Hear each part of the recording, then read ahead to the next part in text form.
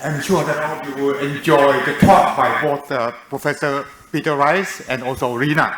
Okay, very enjoyable.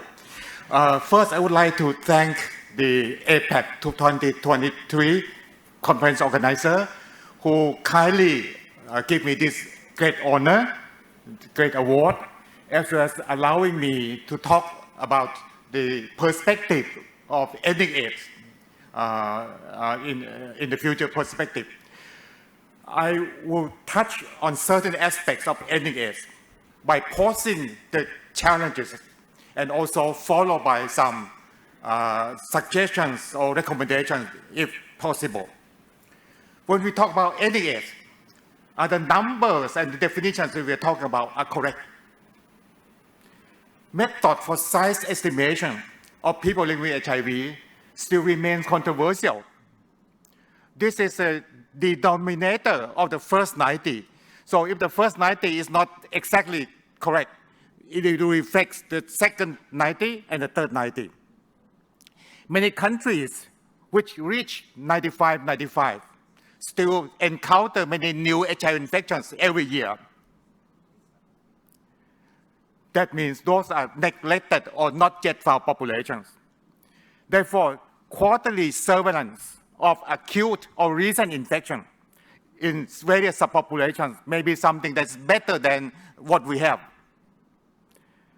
Then how much reduction of HIV that we consider ending? Will the numbers or the proportion be the same in all countries with different caseload of HIV? The timing, the global goal, is it 2025 or 2030? Many countries say, oh, 2030, maybe 7 years from now, we can wait. PrEP can stop new HIV acquisition, whereas HIV diagnosis, early diagnosis, and early treatment can stop forward transmission. Same-day ART may sound difficult. However, it's feasible if all ART team agrees on the same principle of same-day ART and restructuring the workflow and 24-hour workflow 7 days a week with telemedicine. This will be possible. In fact, the current HIV same-day ART guideline allows any doctors to prescribe ART. Same-day ART should be put as one of the hospital accreditation standards. Early diagnosis is more difficult. We need to know who they are, and we need to find ways to reach them early.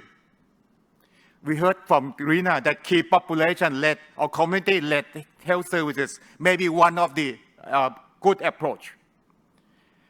When we talk about key population approach or targeted approach, don't forget that by doing so, we will leave out the general population.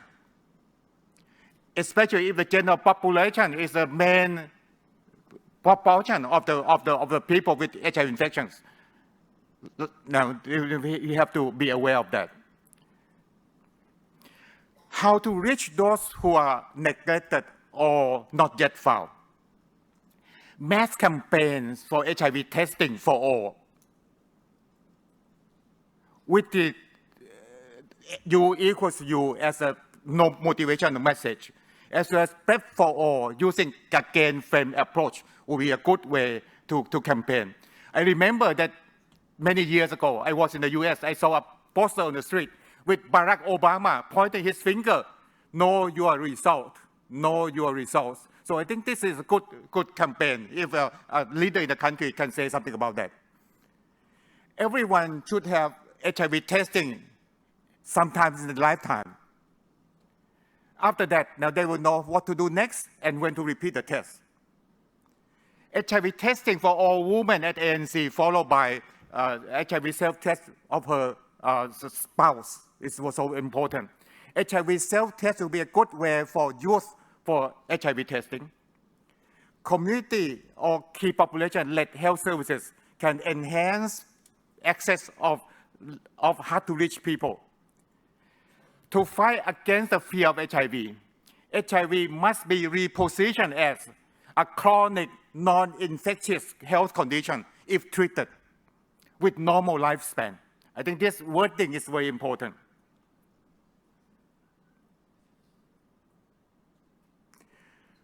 We have effective tools, namely same-day ART, PrEP, and U equals U communication to end AIDS. But, many but, implementation is not rapid and inclusive enough. Due to lack of sense of urgency, lack of commitment from policymakers, lack of resources, unequal eligibility, criminalization, and lack of courage to ask NGO for help. So these are the things that we need. We need courage to implement effective, innovative, community-led strategies to establish services which will allow people who are neglected or not yet found to make informed decisions freely to access and remain in services. We also need renewed policy and political commitment and legal reforms by 2025, not 2030. We also need to spend money more wisely and need to minimize stigma and discrimination. How to revitalize policy and political commitment? Grassroots CSO must regain their strength and exercise their rights fully with respectful support from all sectors in the society. Program managers or program implementers need to document the successful innovative service delivery model with data in order for service-based or for evidence-based advocacy with their policymakers. So we need evidence-based advocacy. Policymakers and politicians themselves of any parties need to understand the importance and the cost benefit of ending AIDS early, how to do it, and put strong effort to implement it. Ending AIDS should be a national agenda, no matter who is the government, and politicians must be made accountable for the success or the failure of that. Mass media must be made an equal partner, not just a complementary partner, an equal partner, to serve as watchdogs for any policy or any laws that may interfere or perpetuate inequity in all aspects of health, not just HIV. HIV is too narrow. We have to extend it to all aspects of health. Regional and international agencies must engage and collaborate. For example, the health minister of Singapore may collaborate with all the health ministers in ASEAN in order to arouse the interest of the politicians, which so-called push and pull, as well as to congratulate or make some constructive criticism. I used to call it giving sticks or candies. Are we spending international money wisely? You have the answer in your mind. International programs are all valid, but outputs heavily depend on the performance of the country grant manager as well as the country itself. Good example in many countries. External funding should not be used for things that are already available in the country, just for the sake of convenience. It must be used as a catalyst to provide to prove the success or failure of any innovative approaches and see whether it can be scaled up or used by other countries.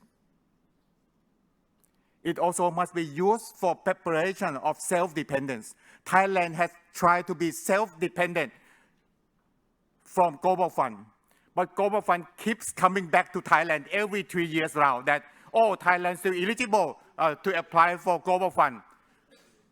Who does not want free money? Who doesn't want free money? Larger international money like PEPFAR or Global Fund should be used to scale up the success made by the small money like AMFA or UNAIDS. Global Fund in most countries, I would not say many countries, in most countries, including Thailand, are still focusing on the number of services provided, how many condoms provided, and so on. So it's always business as usual, nothing new. No, rather than do any quality or novelty of the services. Stigma and discrimination is the main cross-cutting barrier. Intersectional and multi-level stigma is everywhere, which jeopardize the access to prevention and care, as well as other developmental goals. After 40 years of HIV history, we still don't have any effective anti-SND interventions. So we need serious investment for implementation research, for tangible and coordinated anti-SND interventions. We need to design SND intervention through human rights lens, not HIV lens only, by recognizing, respecting, and valuing people, varieties, diversities. Stigma may persist forever, but we have to stop discrimination. Stigma may persist forever, but we have to stop discrimination. We need interventions to empower individuals to be quickly mindful of one's automatic negative thoughts or judgmental attitudes in order to stop any discriminatory body language, speech, or actions in time. This sentence is very important. I want to repeat. Everyone needs to have needs to be quickly mindful of one's automatic negative thoughts or judgmental attitudes. Quickly mindful in order to stop any discriminatory body language, speech, or actions in time. I quote this from Dr. Nitya. It's true that stigma is still present in any developed countries. However, discrimination is much less in those countries because they have a strong laws. Developing countries need the same kind of law.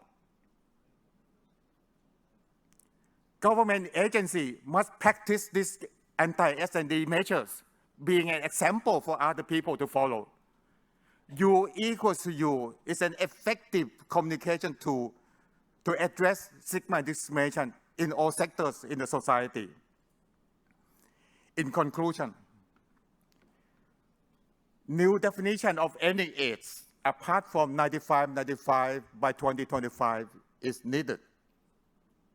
WHO or UNS will give us the new definitions. Effective and innovative approaches to reach neglected or not yet found populations, and evidence-based effective interventions, no matter of test and treat, PrEP, or U equals to U communication, need to be scaled up rapidly and widely by the country. We need equity in accessing health services. We also need renewed interest and commitment from all sectors in the society, especially politicians and media. Innovative strategies to end intersectional SND need to be explored and implemented rapidly. I would like to thank all of you for your attention. Thank you.